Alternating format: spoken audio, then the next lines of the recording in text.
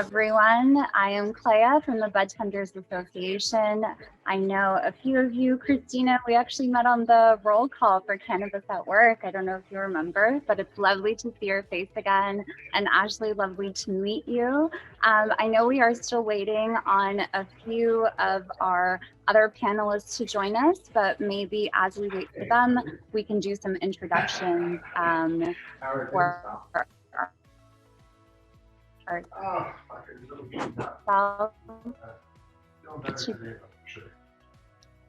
together.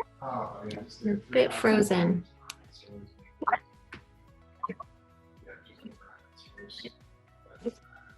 It was good. It just this weekend, by the time it actually caught up, so now I'm feeling much more revived. Are we all good? I think we're all good. You keep freezing up. Should be okay. I think it might have just been a minor glitch.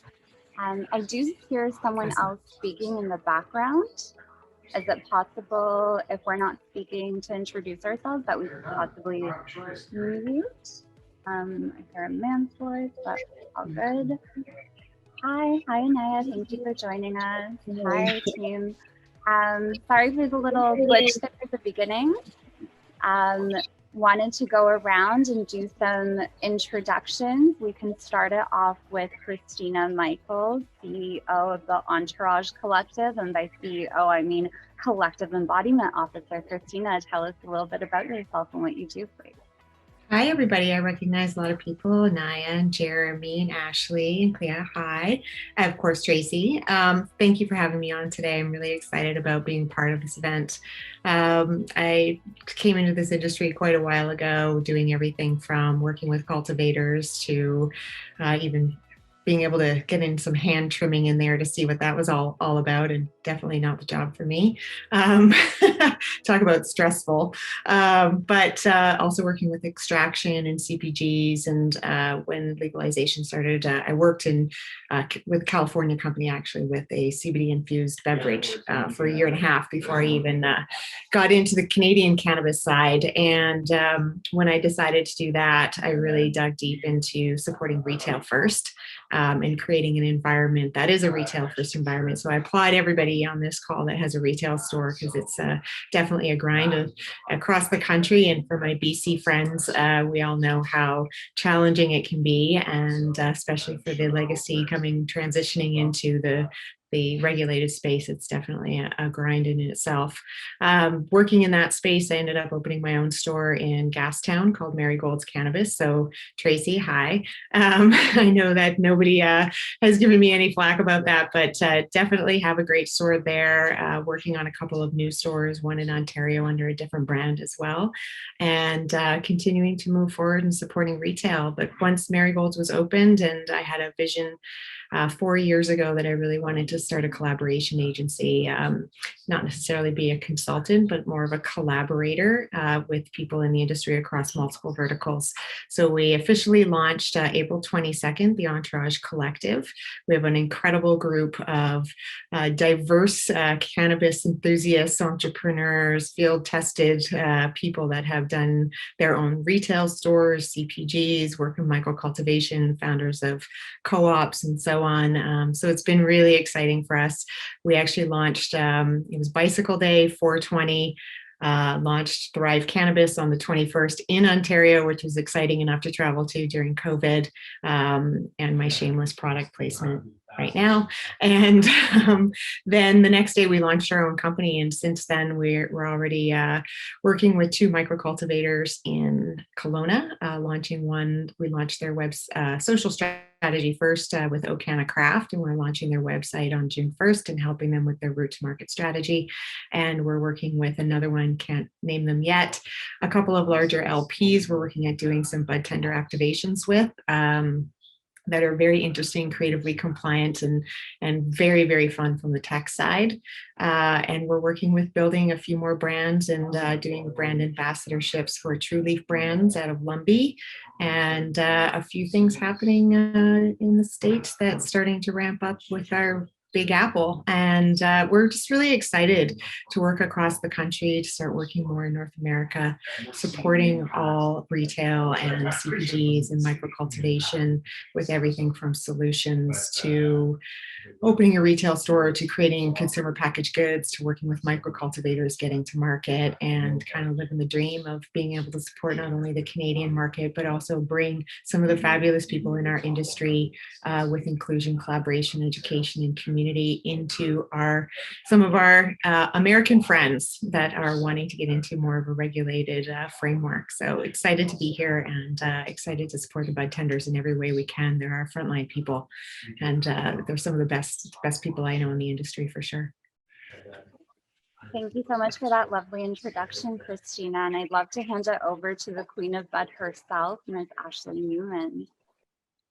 Hello, everyone. I'm Ashley Newman, and I'm the Queen of Bud founder. So we started off with one of the first retail stores in Canada to open in Alberta, in Calgary. And we opened that up, and then now we have a store on Queen Street in Toronto, as well as we are a grower. So we have our own Queen of Bud cannabis currently on the Alberta market and coming to other provinces very, very soon. So we're very excited about how that's gone, and we hope to eventually leverage the brand for other things outside of just cannabis or just regulated cannabis products. And it's been really fun. I also was a founder of the Alberta Cannabis Council, which has been really awesome and connected me with so many other retailers throughout Alberta. And I've always been there for them and tried to help them, whether it's with their order forms or wondering about products or anything I can do to kind of assist them hooking up their POS. I've been through it all. When, we were one of the first to open, we had no idea how to really figure stuff out. So any knowledge that I've obtained through my experience, I've always tried to pass on to other people so that they don't have to make the same mistakes that I did. Very exciting, and we've all learned a lot from your leadership in this space. So thank you so much, Ashley. And I'd love to introduce Aniya Jacob, the general manager at Village Bloomery, and then maybe you can also then introduce Jeramy once you're done.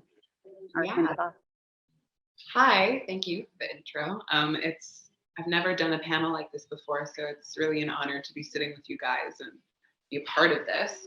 But yeah, my name is Aniya Jacob. I've been manager here at Village Bloomery for, I think, 4 years now.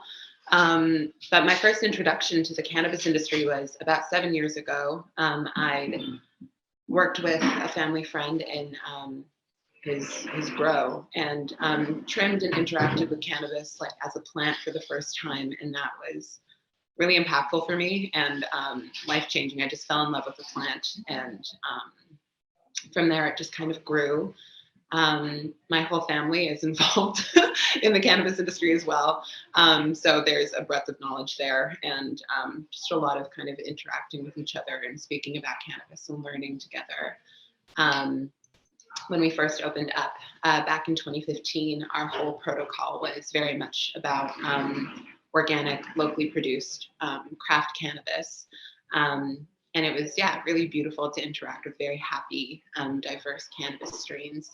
From there, it's just really evolved with the industry.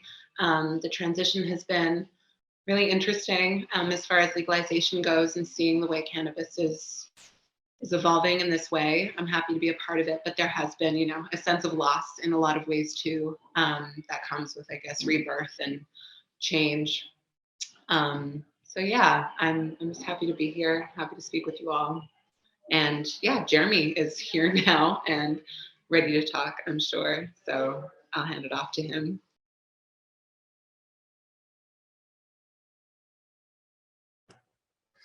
Good afternoon. Sorry for being late. I was actually a panelist on the Deloitte conference, and just as I was going to bail, they called my name. So I had a little chat over there. So introducing myself, Jeramy Jacob from Village Bloomery, co-founder of the shop. We opened in 2015. Really, our goal in opening was to provide a place for people to find the benefits of cannabis in a normalizing and engaging environment. Very education forward, very, very knowledge centric and quality centric.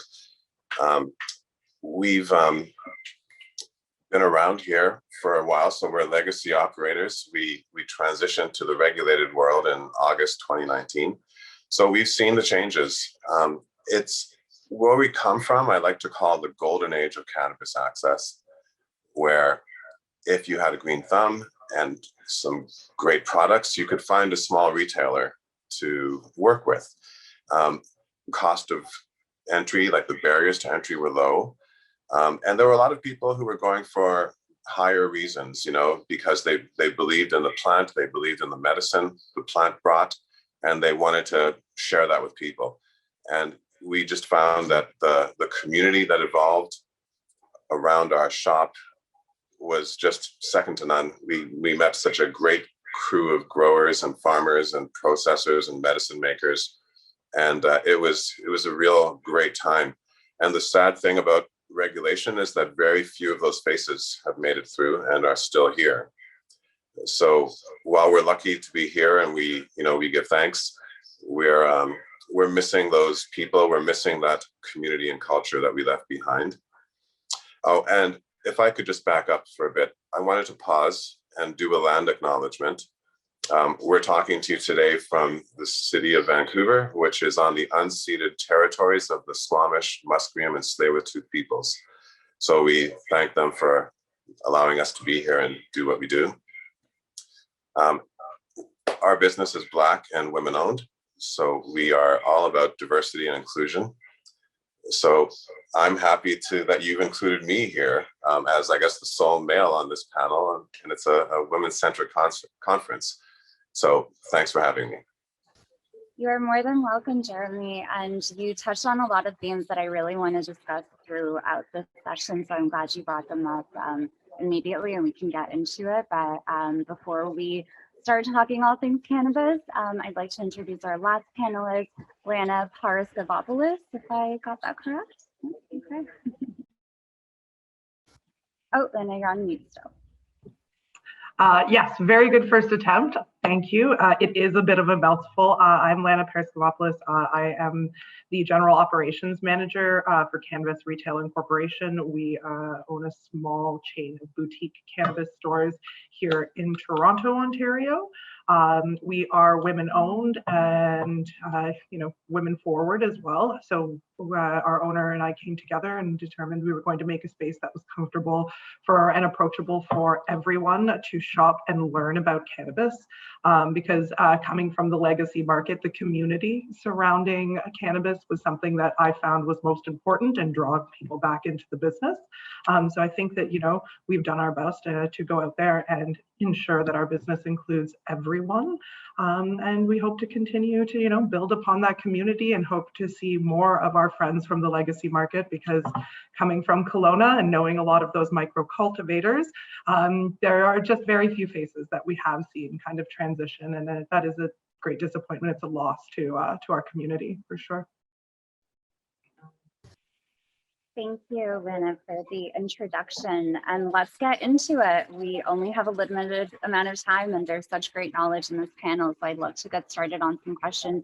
We already have one by Maureen Savage, and it very much links into a question that I really wanted to ask the panelists. But she wrote, knowing the value of the entourage effect, why are we seeing only higher and higher THC profiles in recreational cannabis? And I would extend this question a little further and ask all of you, because of your diversity of experience, what does cannabis education even look like? And what does it look like bringing it to the consumer, who oftentimes might be coming in your store only for 5 minutes at a time sometimes? What does education look like so we can move forward the conversations away from simply high THC towards something else? I don't know who would like to take it first, but by all means, Lana, you seem to be unmuted still, so I'll let you go first. More than happy to. So I think that a lot of the the direction towards high THC as opposed to the entourage effect, involving terpenes and minor cannabinoids, comes from the education of the customer. I think it's a misunderstanding in cannabis that maybe comes from other substances, alcohol being one of them, where that value is directly attributed to a specific effect. Where those of us who have a little bit more education in cannabis know that that's not necessarily the case. I have some very, very favorite growers where their THC levels are a little higher, THC levels are a lot lower, terpene content's a lot higher. In my experience with those products, definitely much more pleasurable though than some that just focus on that high THC content. But educating the customer takes an interest for the customer themselves.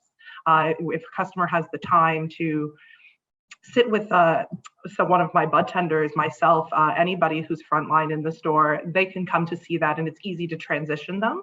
But it has to be a want from them as well, for sure.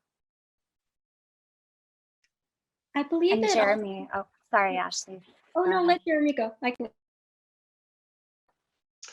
Sorry, did you want me to weigh in on that question? I did. You were unmuted, so I thought you had something to say. Oh, sorry. No, I did that unintentionally, but I was just changing from my phone to the laptop. But at any rate, I can weigh in on that. The race for high THC, I mean, it is unfortunate. I know from experience that pre-regulation, our most popular flower was a Blue Dream cultivar that was about 15% THC and about 3.5% terpenes. And it was, a really happy place for a lot of people. We didn't necessarily have the THC numbers on the containers back then. We tested everything, but sometimes we found that trend for that higher THC number would undermine the sales of a particular product, like this Blue Dream. So not knowing what the THC percent was, just knowing how it made them feel, people loved it. There are independent tests, blind tests, where even consumers who think they prefer high THC products find that between 15 to 17% is their sweet spot. So yeah, it is an education thing. It is talking about terpenes. We have a little sign in the store, "Talk Terpy to me," and we love that conversation. So yeah, that's a quick answer for you. I want to let someone else weigh in on this. Ashley? So I believe it also goes back to the licensed producers. I've been a bud tender, and you can only relay as much information as you're given. And so I believe at the beginning of the legalization, people spoke about transparency, but there was definitely a lack of. And now it's really cool to see people uploading the COA on their website so people can take a look and kind of start to educate themselves about what this means. And having the lineage on the packaging and the terps on the packaging, and giving people other numbers to focus on, as well as proper education. The Budtenders Association is absolutely amazing that we can, give you guys that information, but it's our job as well to make sure that what we're giving you really shows the company as a whole and showcases the brand, so you can fully comprehend and understand our products and the details behind them. So I think it's definitely up to the licensed producers to create that education and make sure it's as valuable as possible. If I can weigh in on this too, I often get the question around, or not question, I guess the inquiry around, like, what's your highest THC strain? And I find like a really good sort of counter to something like that is talking about, well, what do you want to feel like? Like, what do you look for in your cannabis experience? And what strains have worked for you in the past, and what flavors do you like? Like, I find opening up the conversation by asking questions can be really helpful when it comes to education, instead of I'm just going to tell you what I know, because people have very personal relationships with cannabis. And, I definitely have said, well, THC isn't the only factor in potency, and that, helps the conversation along as well. But I find if you give people the opportunity to kind of self-reflect more and decide what they want to be getting from the cannabis experience, it kind of makes them think about things in ways they haven't before. I love that. And that's exactly why, because you aren't technically allowed to describe how a strain makes you feel. There's certain regulatory issues around that. And so that's why we attached a crystal with the cultivar so that people could focus on love or gratitude, optimism. How do you want to feel? And it goes back to then it kind of it just allows people to stop focusing on just getting high and kind of the spiritual side of cannabis as well. And as you were saying, describe how you want to feel. Totally, the nuances of it all. Because yeah, it's like it's spiritual, it's emotional, it's just very personal. Mm-hmm. And Christina. Hi, yeah, well, our entire company is called the Entourage Collective. So I'm a huge proponent of terpenes, probably much bigger terpene fan than I am even a cannabis fan at this stage in my life. But I agree with Aniya as well, is that nuance effect. It's the trifecta. It's actually adding more terps to a low profile THC profile cannabis product can change your cannabis experience altogether.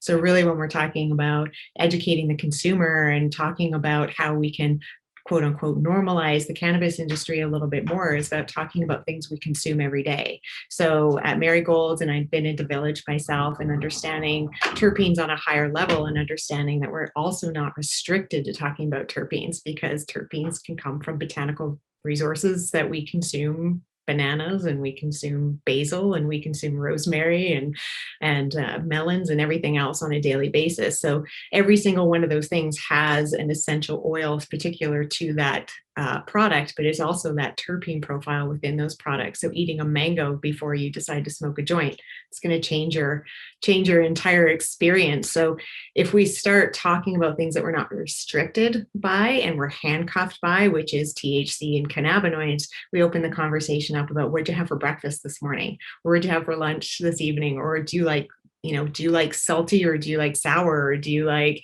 what's in your regular diet? And if those things are of interest to you, then we can actually look at different products around the store and start talking about why they may enjoy this particular product over another, independent of the THC level, because then we can actually say, hey, you know what, you can actually eat a mango if you like mangoes, and then go smoke your joint, and you're going to have probably a little bit more fun. Done it myself.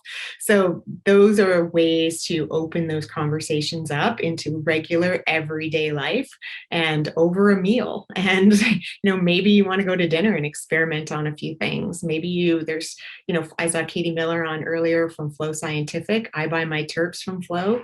I've had terpene parties at my house where we actually do no alcohol and we just vape, and we actually do terpene infused cocktails, and we do mixology and make up some fun things. And I have my own terpene gummies that are getting made and going out into market as well. So to Anya's point earlier, is like I've given people some samples of some myrcene heavy terpene gummies that have created in Vancouver with Elevate, and people are like, holy smokes, I feel like I've done 5 or 10 grams of an edible, and I just really took a couple hits of my vape, and those gummies really pack a punch. But they're literally just botanical terpenes. They're not even cannabis derived terps.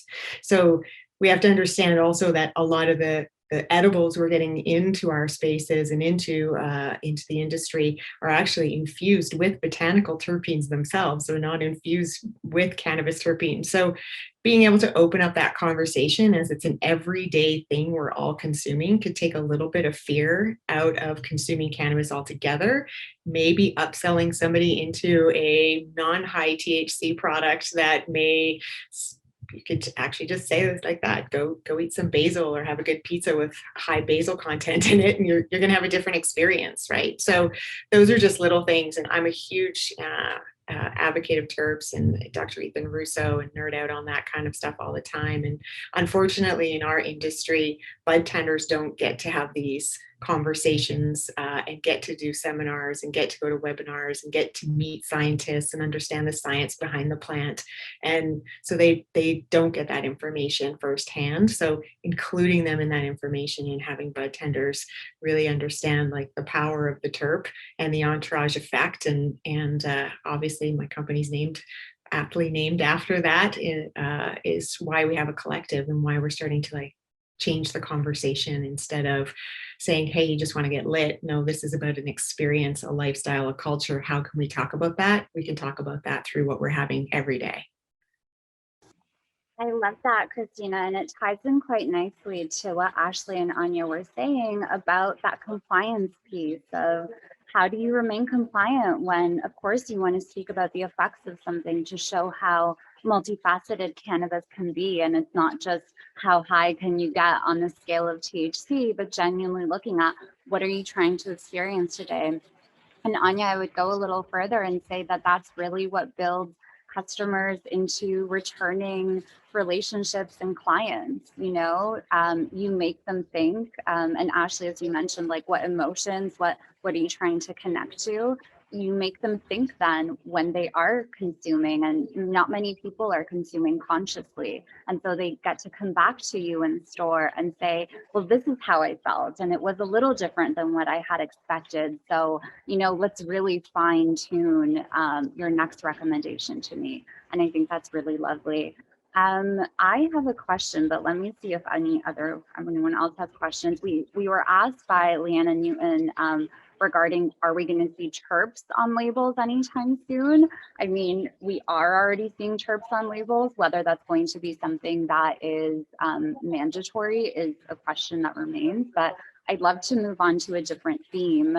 And really speaking about the significance of having that brick and mortar store as a place for cannabis consumers and the canna curious to come and explore. And Jeremy, you spoke about this a little earlier when you were introducing yourself, and same with you, Lana, about how do you make a place that does feel inclusive, where people who have questions and who might be a little intimidated still feel comfortable coming in. I'd love to really speak about the importance of having a physical presence in a community.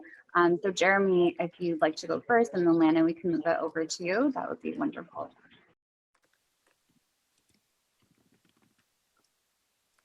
How do you create community around your shop? And one of the things that was a little bit different about Village in the inception of it was that the owners were frontline. We worked right there and we met people, and we created relationships. We learned their names. We made friends.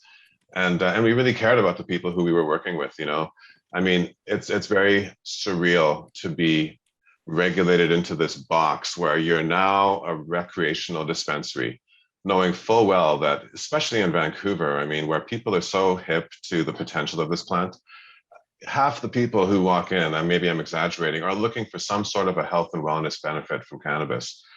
So hearing them, understanding them, and then helping them, and being genuine and authentic. I mean, it's really about people. This is, more and more as we, journey through this regulated market, cannabis is being called a CPI. A CPG, a consumer packaged good. And it's so much more than that. And having a real relationship with the plant was one of our pillars. We were here to help people develop a healthy relationship with the plant and have it maximize its potential and creating positive things in your life. So despite the regulations and despite this box we've been put in, we do our best to continue to really hear people who come in looking for help, and to carefully, give them resources or steer them in the right direction. And I think that just goes such a long way in creating community and relationships and growing your business. Thank you, Jeremy. And Lana, if you'd like to add anything? I think that, historically we see in cannabis, there's always been that connection between the buyer and where they purchase their cannabis from. And there has to be a level of trust there to know that what you're getting is going to be what you're looking for. And that doesn't, that doesn't miss the brick and mortar stores. You're just creating it in a different space, in a presenting it in a different fashion. The regulations, yes, I think that Jeremy is very, very spot on there, where being put into this box about being solely recreational does sometimes limit how we can educate our customers. I think it's very important for our budtenders to know what these regulations are and how they can give the customer the information they're looking for while staying within the framework that we've been given from, you know, our federal and provincial governments. But customers are looking for a place that they can frequent, and then they can come back and share their experiences to continue to develop their knowledge. I think that brick and mortar stores will always have a great importance in the sale of cannabis. And I think we've seen this in the pandemic, some of us going to curbside and how that's affected our business and our customers' ability to communicate with us. I've seen increases in the number of customer emails about questions because they can't come into the store, the number of phone calls, consultations that have to happen in order for customers to find what they're looking for. Because especially in the world we've been living in over the last year and a half, there are a lot of people who are looking to turn to cannabis to help with some sort of wellness benefit, whether it be a reduction in their anxiety, an ability to sleep right now. And if you have never, you know, had any experience with seeking out cannabis in the past, then the retail recreational stores are, you know, your best option to look for. So we just hope to be there for the community in the same way we would have somebody have been there from the past who would have been maybe a close friend. Thank you so much. And I'd love to move on to our next question that is asked by Anthony Corrigan, and really the importance of what drives your procurement decisions. So, you know, you're in a community when you build a store, so you have to be reflective of that community, but how do you really pick the products on your shelf, and how does price play a part in that? Because I think we can all agree that, you know, purchasing recreational cannabis consistently can get very pricey. So how do you make your decisions when you really look to speak to your community in regards to your procurement practices? Would anyone like to go first on this one? I can weigh in if I didn't see anybody else taking their mute off. Oh, I do see a hand up on Christina's picture. But if that was for the last question though, wasn't it? Okay, well, what we've done is we've looked at, you know, these products from different price categories, and we want to try to find the best quality products within each price bracket. And because we love really good cannabis, we ended up stacking a little bit too heavily maybe in the premium products. There are some really nice micro products coming out there, and we really want to support those small businesses. But we've had to, you know, make a full micro menu an aspirational goal and focus in on what consumers can spend. You know, not everybody is flourishing under COVID. I mean, you hear the reports about the, you know, the rich getting richer, I guess, which is an ongoing trend, but a lot of regular people are hurting, or their budgets are shrinking. So making sure that we have products for everyone is a real key goal here. You know, you want to make sure that this is accessible and this is affordable, and that you're selling something you can be proud of. So it's not easy always to find that combination of things in the regulated world. So you got to look hard, and you got to know what you're looking for. If I can just weigh in on that a little bit too, it's I think, like, just to kind of summarize, it's like a question of ethics, right? Where it's like, do I go for cannabis that I feel is really ethically produced? And, you know, maybe the cost of that cannabis kind of shows that it is ethically produced, and, you know, it's like organic and grown in whichever way and cured in whichever way. But then it's the question of, like, you know, ethically consumable. Like, is this accessible for the people who need it most, who, you know, maybe of a lower income bracket or can't afford, you know, an eighth that's $55 or whatever. So it's, I think, trying to find the balance between, yeah, the ethics of it all. Yeah, I agree with that too. From a retailer owner standpoint, I hope Jeremy will agree with me, and Aniya will as well, same with Ashley and everybody. But at the same time, it's coming down to, you know, we have to make a living as well. So sometimes it comes down to specifics on what are our budtenders using, because they're always going to go to their go-to, and they're going to sell that first. What other value products do we have to upsell and increase our basket? So maybe turning somebody onto something that might have a lower price point, that they can at least try a couple pre-rolls or a single pre-roll, and we might have to discount that, but hey, get them onto something else. Also, the relationships with some of the LPs and their reps, and reps aren't always a favored favored attendee in the retail store, because it can really disrupt the sales process, and it can be really disruptive, let's just say that.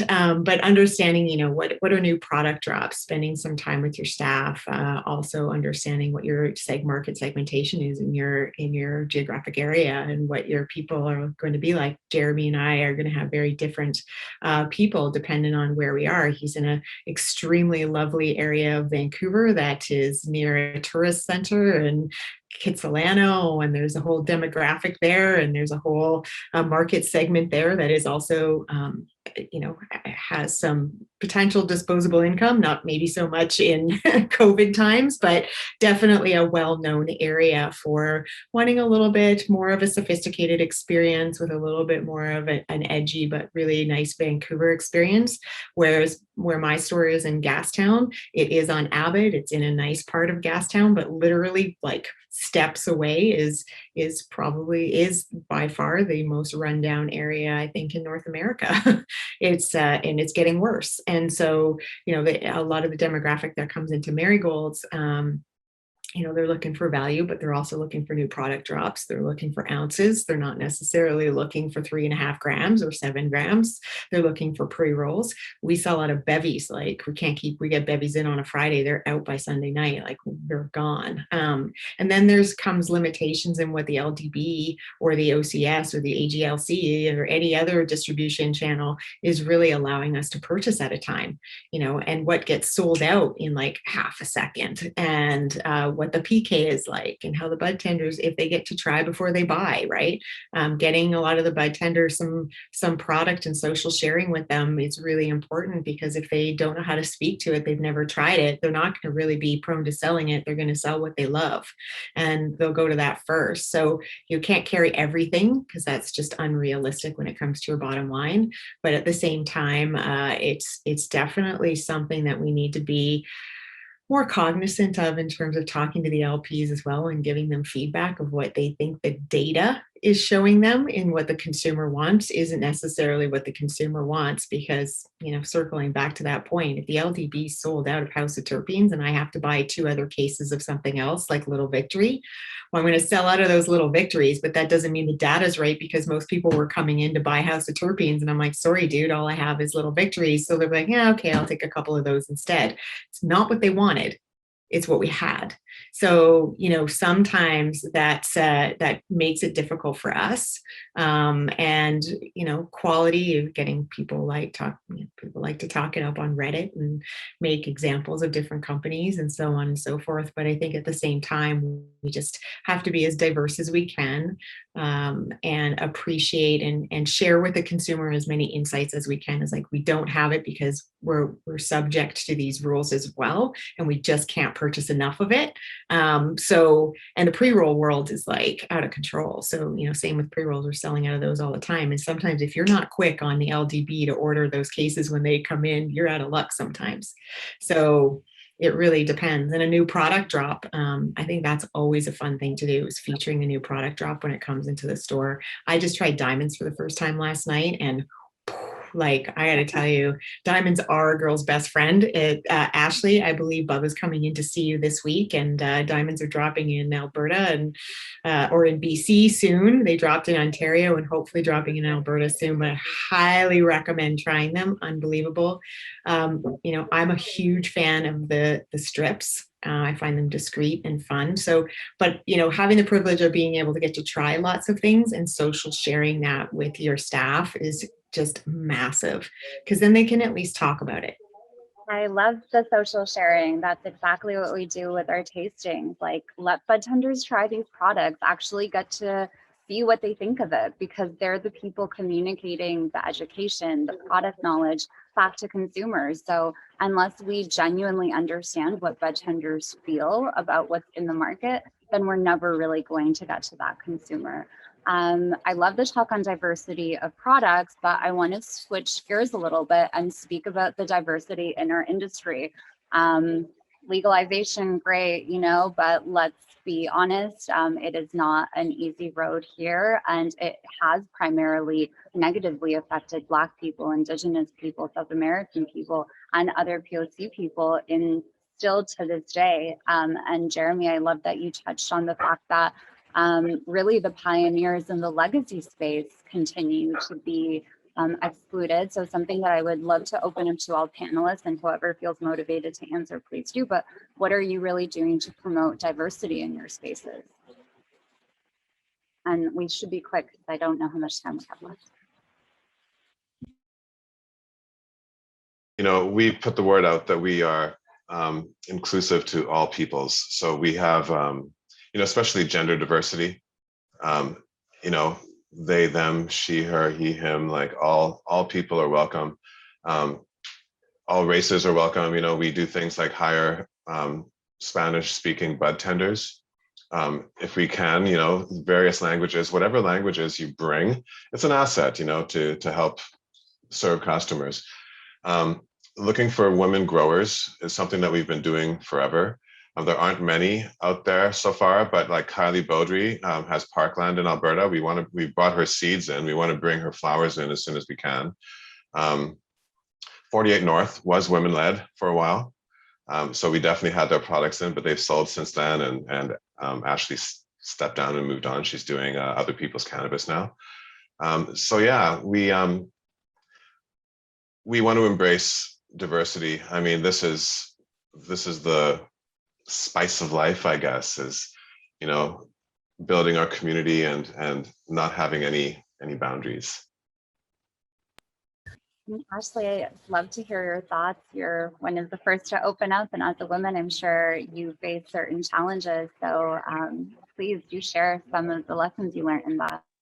Yeah, so when we opened Queen of Bud, I guess that was our whole message, was that we were going to create this beautiful place where people could come and shop, and it was kind of like a safe haven from society. So in our store, none of that really applies. We're all equal.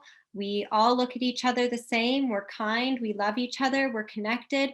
And that was huge. So even though the store looks aesthetically beautiful and it looks high end, we have such a diverse group of people that shop there. And you'll sometimes even find in the winter a few homeless people. We let them sit on the couches and we'll give them some coffee and you know, a pre-roll, and just tell them to stay warm. Like, I don't believe anyone should ever feel judged. They should be free to be who they are at this time, and they should be able to, we should support their experiences. And if they're going through a hard time, it's just a part of their life, and a little act of kindness can go a long way. As far as our budtenders, that's how we hire, is how you make me feel and you make our staff feel. And if you bring up our energy and make us feel excited to be alive and appreciated, then you're probably going to make a customer feel like that as well. And Lana, I think you wanted to speak a bit earlier. Yeah, so I think for us at Canvas, for us the easiest way to do it is our approach for hiring. So we are women-led in many respects. I myself, the general manager of our store, is a woman, as well as our owner. Our head of our head of regulatory affairs and product management, also a woman and person of color. Hiring in Toronto allows for a great amount of diversity. Cannabis is everybody. So if you have, like Ashley said, that energy that, you know, makes you fit into the fabric of the store and the community who you're serving, then any of those people, regardless of their age, their gender, their pronouns, that should all be welcome to be part of the community. Is also buying is the other place. There are few places in the cannabis space where there are a lot of women-led businesses. I find on the accessory side, you're seeing a lot of companies that are more led by women and designed by women. So I think that's where Canvas is focused on bringing a lot more women into our store as well. Thank you. And Christina, did you have anything you'd like to add?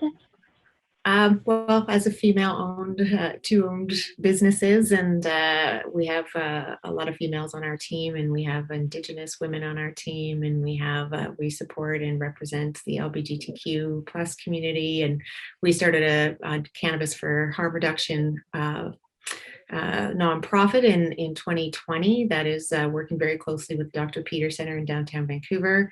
I feel that we're working very closely with a lot of groups across the country, especially in cannabis. We're very fortunate with CFHR to be able to reach out to LPs. We received over 8,000 pounds of free cannabis swag. Canopy drove a truck all the way from Smith Falls with 3,500 sweatshirts in it. We've clothed over 7,500 people in Vancouver with cannabis swag, which has been amazing, especially some good COVID stuff that people haven't even worn a t-shirt, let alone a clean t-shirt in years. So, these are the kinds of things of banding together as a cannabis community and showing that we already get judged. We're already judged for what we choose to do as a lifestyle choice. We're already judged for being in cannabis, no matter what is going on. So, the more inclusion, collaboration, education, community, diversity, understanding, no judgment, no drama that we can put amongst ourselves and show people that this is an opportunity for the cannabis industry to really showcase we're a community, and it doesn't stop just at our community. It continues on. Unfortunately, we don't get to play together so much these days, but hopefully in the near future, I hear MJ BizCon is definitely a go. So hopefully that could be a kickoff to some more cannabis industry shenanigans and funds and business and opportunities to showcase how diverse Canada is and how inclusive we are, and wanting to showcase how well we've done and how far we've come even in this short period of time during regulation, and sticking together and sharing. Like, this is amazing for all of us to be on this together and sharing insights and befriending one another. And it's nice to see familiar faces. And even though I own a store in Vancouver, I regularly shop at other retailers around my hood, like Village and like Muse, because I don't always want to go downtown. So being inclusive with one another is lead by example. I love that. I think a lot of great things can happen if we just come together and put a lot of judgment at the door and just really collaborate with one another. So on that, I think the last question that I'd love to ask everyone, considering the theme of our panel being budtenders and retailers, I think it's really, the budtending role is really important and it's really diverse. So it's a twofold question. First one being, what does it mean? What is a budtender to you? To me, they're researchers. They're oftentimes therapists for customers coming in, and it's a really important role, but what does it mean? And then how do you as retailers, as managers, as founders, as CEOs, support budtenders? Aniya, I'd love for you to go first, because yeah. I can chime in. Well, I think like a big thing about being a budtender is being like a cannabis enthusiast, like someone who, just cares about cannabis and loves cannabis and understands like the multitude of ways that someone can use cannabis. It's not just about smoking or feeling intoxicated, which can be like a great part of it, but there are topicals, there are tinctures, there's like bath bombs that you can use. I think it's really like, understanding the diversity of cannabis and feeling empowered to empower others with cannabis. So, experimenting on your own, coming from a place of curiosity and not fear. It's really, I think, encouraging people to, love cannabis, love people, and want to connect through that means. Education is obviously a really big part of it too, but I think the enthusiasm is the most important part of curiosity. 9 to 5.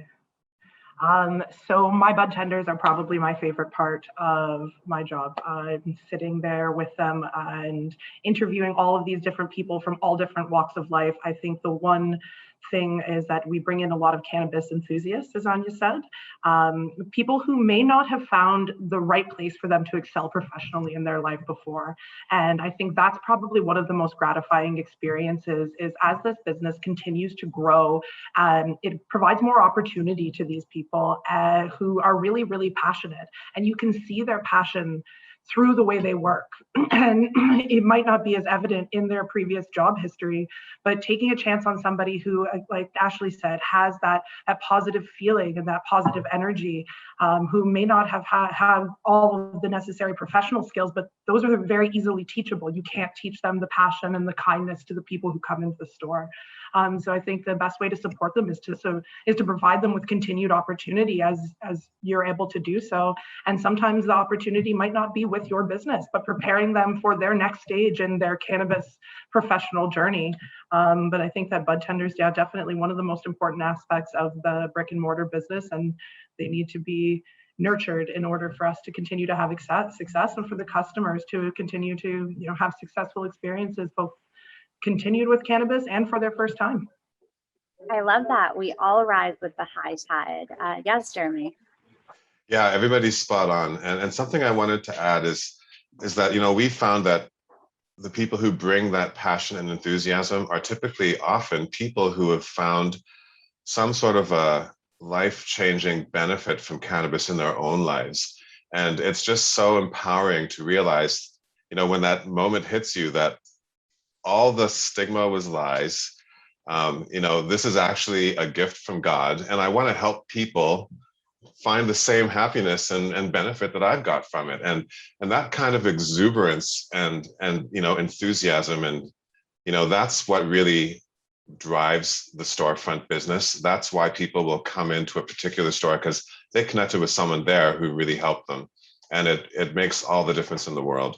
So yeah, everybody's on point here. The passion and enthusiasm and the conviction that we're doing something that's more than just a consumer packaged good, that makes a great budtender.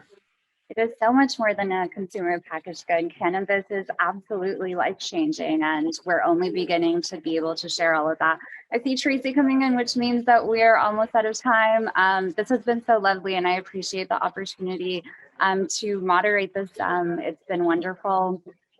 I'm part of the Budtenders Association. Everyone in the cannabis retail space is welcome to join. We do education, research, and community events. So hopefully I get to see your faces a lot sooner than the next conference. But Tracy, please do take it away, and thank you so much.